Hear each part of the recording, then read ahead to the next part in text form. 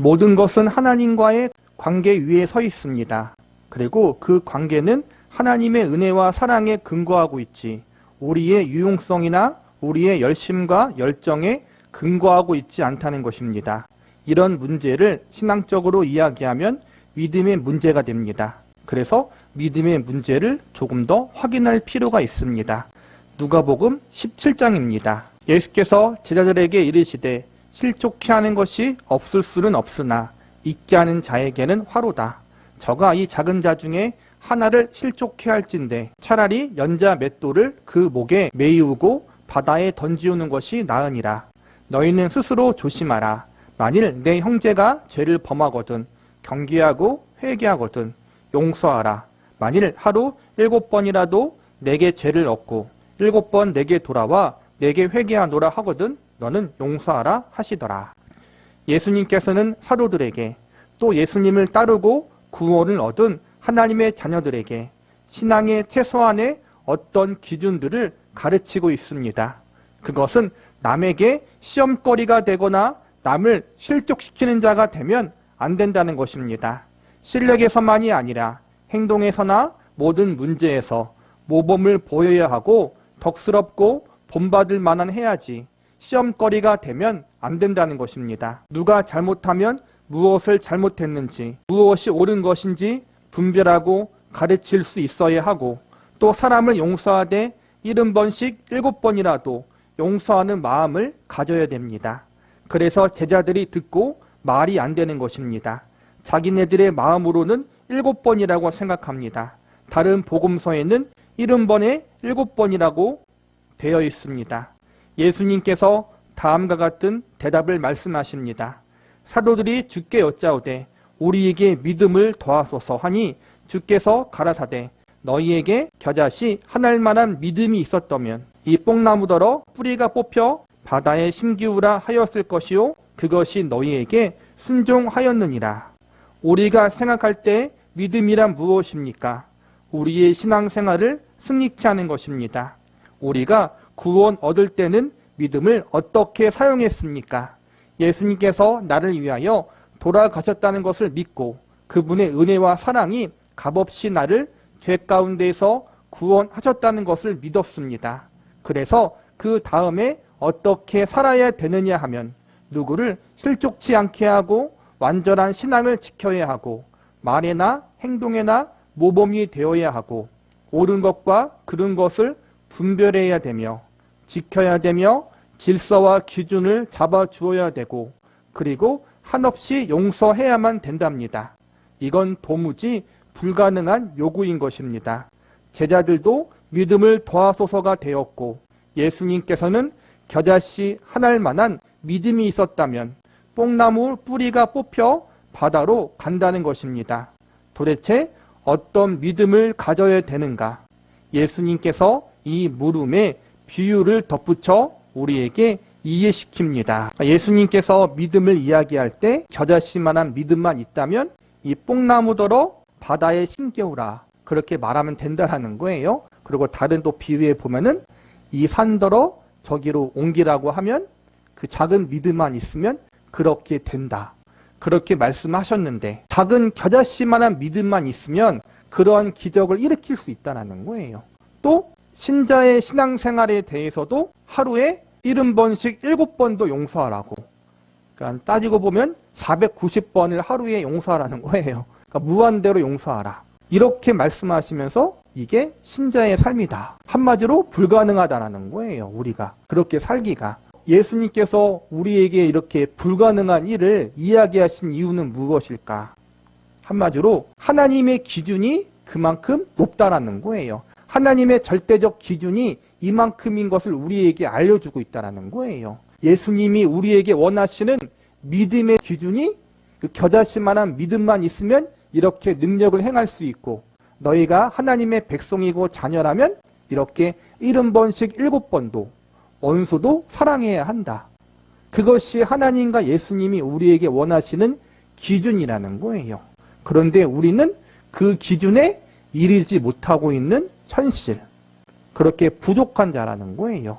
그러므로 우리는 결코 우리 자신을 의지하면 안 된다는 거예요. 우리 자신이 갖고 있는 그 어떠한 걸 자랑할 수 없다라는 거예요. 환상을 봤다, 기적을 경험했다, 귀신을 쫓아냈다, 어떠한 병을 고쳤다, 이런 걸 자랑할 게 아니라는 거예요. 왜냐하면 우리의 믿음이 아무리 커도 우리는 겨자씨만한 믿음을 가질 수 없어요. 우리가 가진 믿음은 아무도 산을 옮기거나 나무를 뽑아서 바다에 심게 하지 못하잖아요. 그러니까 우리가 가진 믿음은 다 도토리 키재기라는 거예요. 하나님 앞에 보면. 그러므로 여기서 배울 것은 우리가 가진 그 어떠한 것으로도 하나님이 원하시는 절대적 의의 기준에 이를 수 없고, 우리는 우리가 가진 그 어떠한 것을 내세우거나 자랑할 수 없다라는 거예요.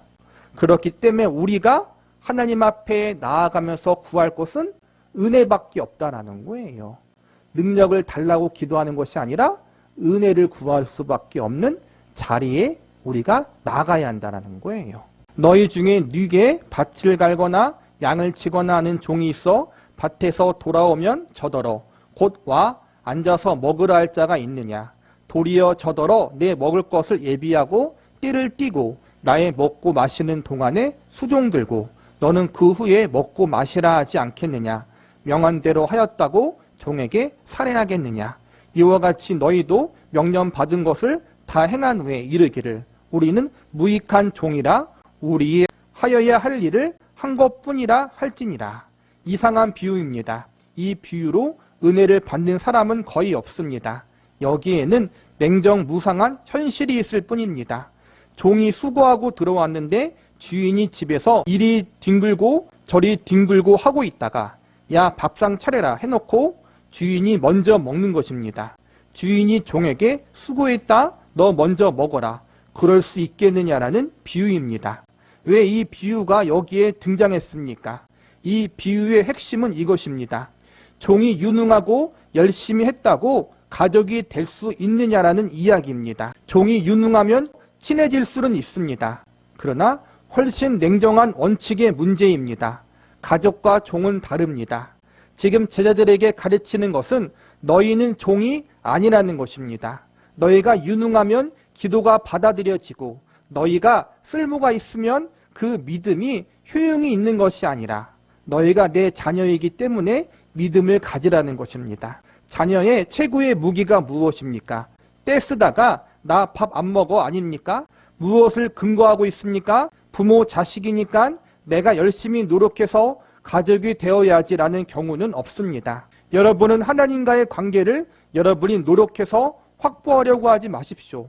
여러분에게 믿음을 주신 것은 묶여있는 관계이며 사랑의 관계이기 때문에 허락되어 있다는 것입니다.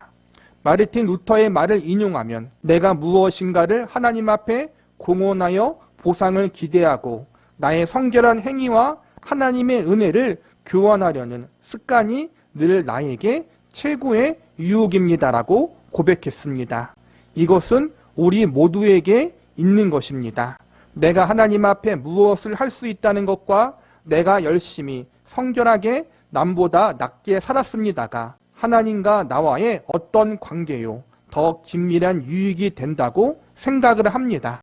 이런 습관을 가지는 것이 왜 문제인가 하면 그 반대일 때에는 여러분이 관계를 의심하기 때문입니다.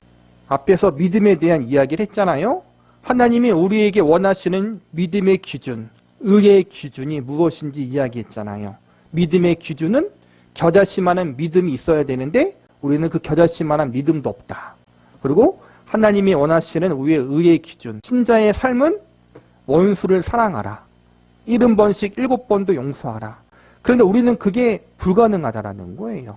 그래서 우리는 하나님의 은혜를 구하며 나아갈 수밖에 없고 우리 자신의 그 어떠함을 자랑할 수 없어요.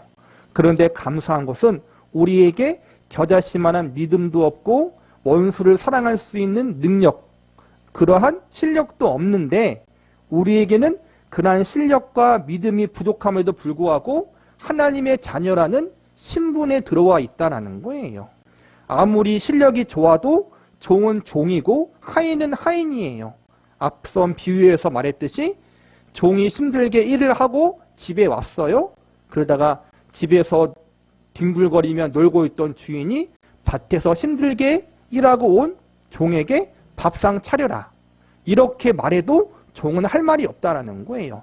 그런데 우리는 그런 관계가 아니라는 거예요. 믿음이 좋고 실력이 좋고 그런 걸 따질 관계가 아니라 일단 예수님의 생명으로 말미암아 하나님의 자녀가 되었다면 믿음이 조금 부족해 보이고 실력이 조금 부족해 보여도 괜찮다라는 거예요. 하나님과 우리의 관계는 실력의 관계, 능력의 관계가 아니라 부모와 자녀의 관계로 묶여 있다라는 거예요. 그렇기 때문에 내가 부족해도 연약해도 하나님 앞에 조금 부끄러워도 일단은 괜찮다라는 거예요.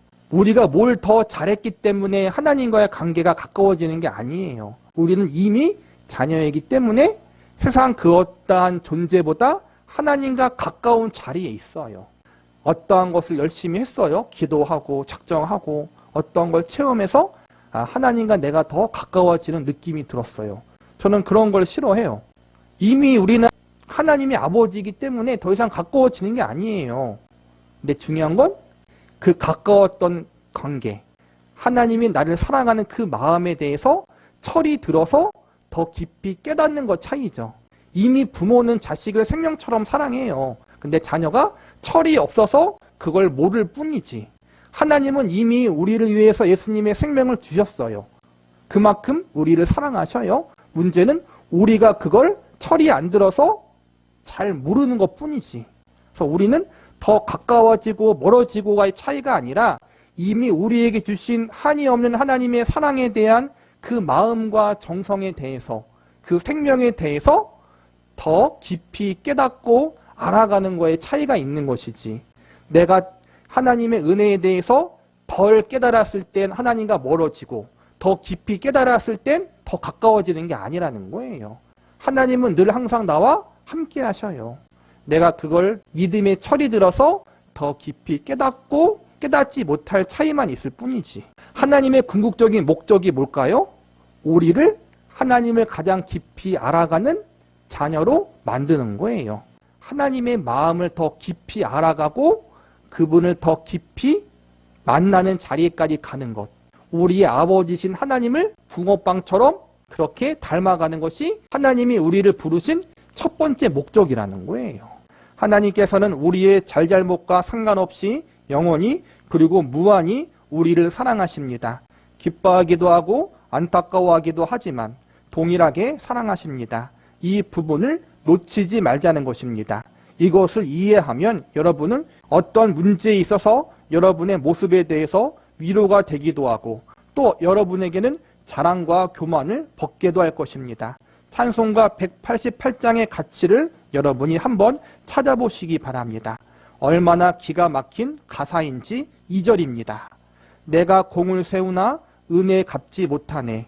쉼없이 힘쓰고 눈물 근심 많으나 구속 못할 죄인을 예수 홀로 구속하네. 우리가 노력하고 애써서 구원을 얻은 것이 아니라는 것입니다. 아주 기가 막힌 고백입니다.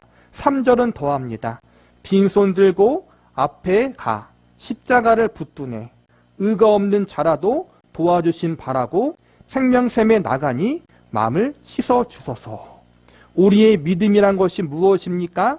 하나님께서 우리를 사랑하셔서 예수 그리스도 안에서 구원하시고 그 사랑으로 만족과 완성으로 우리를 인도하시고 이루시고야 만다는 사실에 입각한 믿음이며 확신이고 감사인 것입니다. 이것이 우리를 움직여서 우리 신앙생활을 승리하게 하는 것이지 우리가 스스로 신앙생활을 잘해서 하나님과의 관계를 거꾸로 확인하려는 이 전후가 뒤바뀐 발상을 가지면 자기 자신의 신앙생활을 스스로 괴롭히게 됩니다. 만일 하나님께서 우리 손에 들린 것 때문에 우리를 사랑하신다면 우리 손에 든 것이 없을 때 하나님께서 우리를 괄시한다는 이야기가 됩니다. 로마서 5장에서 살펴본 것이 무엇입니까? 소망이 부끄럽게 아니함은 우리에게 주신 성령으로 말미암아 하나님의 사랑이 우리 마음에 부은 바 됨이니 이것은 사랑으로 시작된 것이지 우리에게 존재의 가치가 있어서가 아니라 하나님 쪽에서 이유와 원인을 가지고 시작된 것이라는 이야기입니다. 이것이 구원에 대해서 뿐만 아니라 성화에 대해서도 동일한 조건이라는 것입니다. 이 책이 성화의 신비잖아요. 구원받은 하나님의 백성들을 향한 하나님의 마음과 하나님의 일하심을 이야기하는 거예요. 이미 예수님의 대속의 은혜가 무엇이며 십자가의 은혜가 무엇이며 예수님의 생명이 무엇이며 그 아들의 생명까지 주시기까지 나를 사랑하신 하나님 아버지의 마음이 무엇인지를 깊이 깨닫고 감격하는 사람을 위해서 공부하는 거예요. 구원 은혜가 너무 감사하니까 하나님에 대해서 열심히 있게 살아가는 건 맞아요. 그런데 내가 이만큼 했으니까 하나님이 이만큼 사랑하시겠지. 저 사람은 이만큼밖에 안 했으니까 나보다 덜 사랑하겠지. 라는 잘못된 마음을 품을 수 있고, 이게 또 어떠한 문제가 되냐면은 내가 그만큼 처음엔 열심히 했다가 어떤 상황으로 인해서 시험에 들거나 낙심을 하거나 어떠한 장애물을 만났을 때는 구원의 은혜를 경험했던 첫사랑만큼 그때만큼 열심히 못할 때가 있어요. 그리고 살다가 넘어질 때도 있고, 그럴 때는 내가 그 열심을 못 냈으니까 하나님이 나를 덜 사랑하겠지 라는 오해를 할 수도 있다는 거예요. 근데 그것과 상관없이 예수님의 생명으로 말미암아 구원받은 우리는 잘할 때나 못할 때나 넘어질 때나 성공할 때나 하나님의 사랑은 변치 않는다라는 거예요. 하나님의 사랑은 동일하다라는 거예요.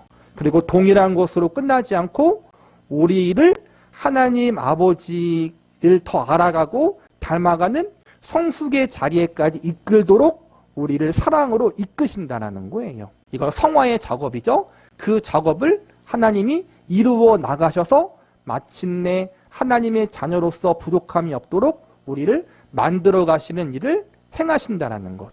이게 우리의 기쁨이고 소망이에요.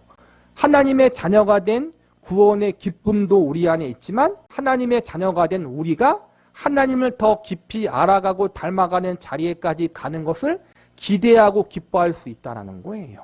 이것은 사랑으로 시작된 것이지 우리에게 존재의 가치가 있어서가 아니라 하나님의 쪽에서 이유와 원인을 가지고 시작된 것이라는 이야기입니다.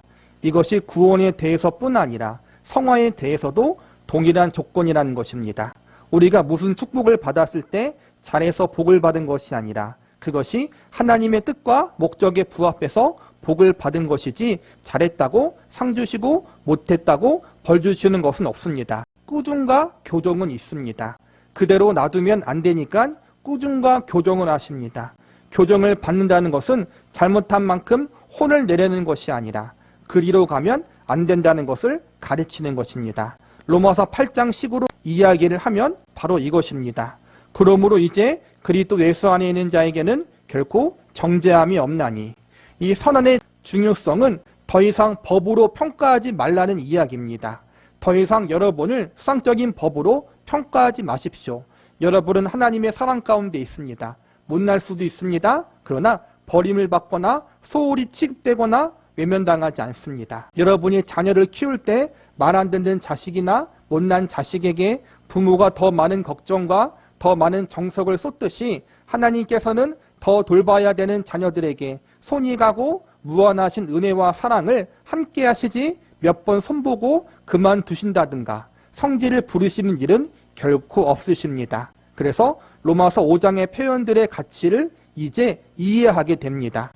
그러면 이제 우리가 그 피를 인하여 의롭다 하심을 얻었은즉 더욱 그로 말미암아 진노하심에서 구원을 얻을 것이니 곧 우리가 원수 되었을 때 그 아들의 죽으심으로 말미암아 하나님으로 더불어 화목되었은즉 화목된 자로서는 더욱 그의 살으심을 인하여 구원을 얻을 것이니라. 이뿐 아니라 이제 우리로 화목을 얻게 하신 우리 주 예수 그리스도로 말미암아 하나님 안에서 또한 즐거워하느니라.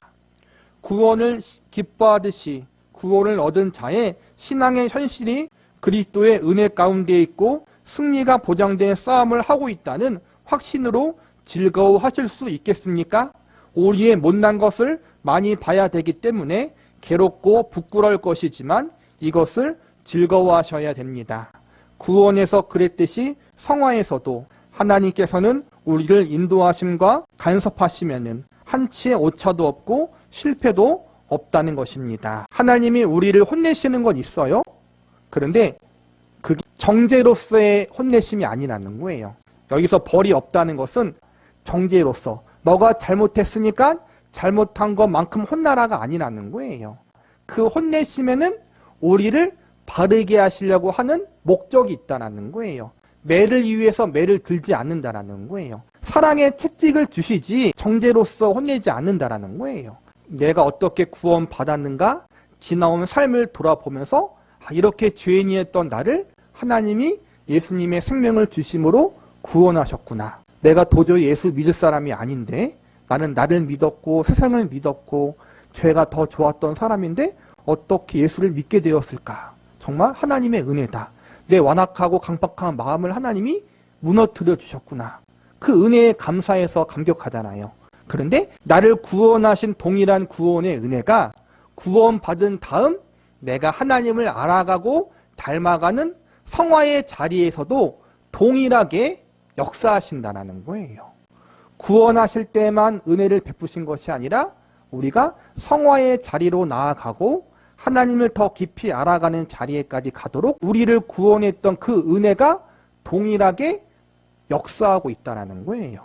구원의 은혜만 감사하는 것이 아니라 구원받은 우리가 하나님을 더 깊이 알아가고 닮아가는 자리에까지 가도록 동일하게 역사하고 있다는 사실 때문에 우리가 기뻐하고 소망을 품을 수 있는 사람이 되어야 한다는 거예요. 이게 사실은 성화의 신비의 가장 중요한 주제예요. 구원의 은혜를 베풀 때만 성삼위 하나님이 역사하시는 것이 아니라 성화의 은혜, 우리가 주님 나라 가는 그날까지도 동일하게 성삼위 하나님이 쉬지 않고 우리의 구원의 완성, 성화를 위해서 계속해서 역사하고 있다.